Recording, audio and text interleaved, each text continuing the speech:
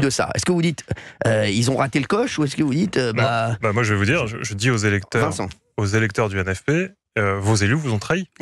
Parce que la vérité, c'est que la semaine dernière, on avait M. Cazeneuve, Premier ministre, et si la gauche avait été un minimum responsable, et si elle avait souhaité diriger ce pays, elle aurait pu. Donc je comprends la frustration des électeurs qui voulaient une politique de gauche, mais je leur dis, et on y assiste avec Charles sur les bancs de l'Assemblée nationale, leurs élus les ont trahis. Et moi, je peux que m'en réjouir, parce que sinon, on aurait eu quoi? Un gouvernement avec Rima Hassan, ministre des Affaires étrangères, Louis Boyard au petit commerce. Ça n'aurait pas été ça. Vous savez que ça n'aurait pas été ça. Laissez-le continuer. Comme ça, je veux qu'on entende le pire. S'il vous plaît. Merci. Ah, mais c'est important. Moi, je l'ai entendu pour la blague. Les gens me disaient, mais on va avoir demain 4 nains aux droits des femmes. Mais on a quand même des personnes dans leur rang qui avaient de quoi nous faire extrêmement peur et faire basculer le pays dans le chaos. Donc, heureusement que des forces politiques qui ont des divergences, qui ne sont pas d'accord sur tout, ont pris leurs responsabilités pour sortir le pays de l'impasse dans laquelle on était. Alors, il y a quand même des gens respectables dans le NFP, on va pas se mentir. Et c'est vrai que eux aussi, je le dis, Olivier Faure, pour moi, qui était le leader naturel de cette formation, pour moi, excusez-moi, c'est lui qui a très mal manœuvré.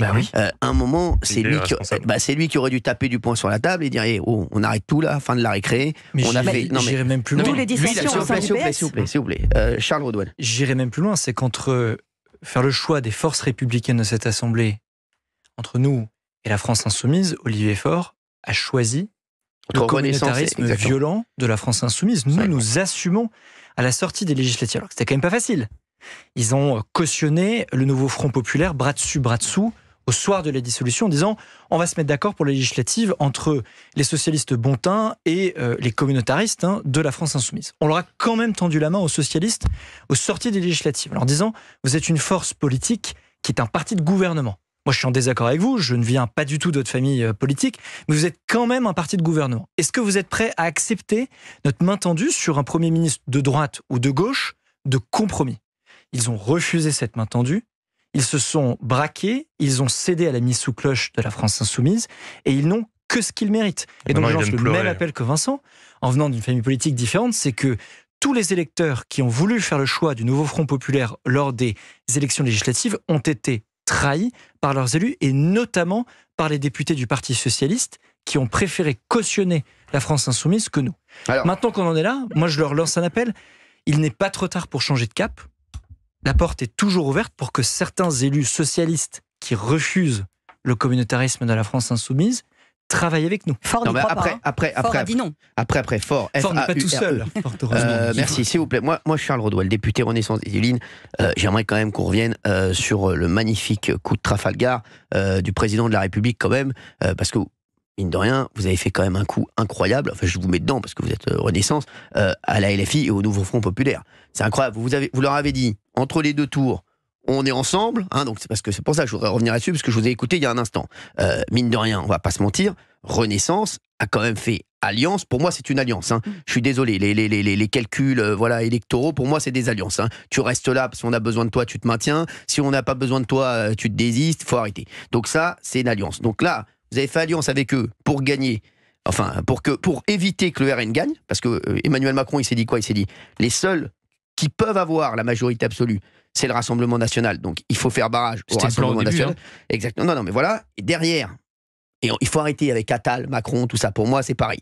Ils ont fait alliance avec le Nouveau Front populaire. Fait le Front républicain. Exactement, le Front républicain. Et derrière, on a l'impression quand même que maintenant, c'est LR. Très bien. Renaissance, Rassemblement national, ensemble. C'est ce dont on a l'impression, en tout cas, je vous dis, de l'extérieur. Après, je pense pas me tromper, je crois qu'Olivier, vous avez la même réalité que moi. Et de l'autre côté, on a le Nouveau Front populaire.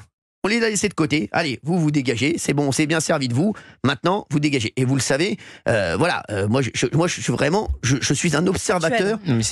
Voilà. Mais comme vous le dites, je vous réponds d'autant plus tranquillement que moi, j'ai refusé le désistement de la France insoumise dans ma circonscription.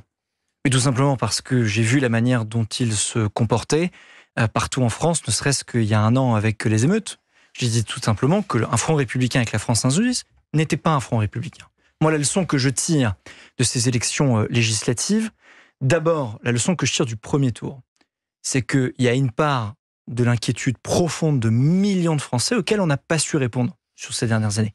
On a des grands succès, je pense notamment à la politique économique et à la réforme de l'école et d'autres. Mais on a aussi des échecs dans notre politique qui ont fait qu'on a été sanctionné dans les urnes au premier tour de ces législatives. La seconde leçon que je tire au deuxième tour, c'est que les Français n'ont pas voulu du Rassemblement national. Ce qui fait que moi je suis convaincu que notamment sur les questions de sécurité, de réduction de l'immigration, notamment illégale, sur l'école, sur la transition écologique, on est capable de trouver des solutions républicaines ensemble. Alors moi, si je peux... C'est ça les leçons que je vais revenir sur ce que vous venez de dire. Charles Waddell, on va se retrouver dans un instant, bien entendu, sur Europe 1. Pour moi, quand vous dites les Français n'ont pas voulu du Rassemblement national, j'ai l'impression que les Français, en fait, ils sont coupés en trois. Là, ils étaient coupés en trois.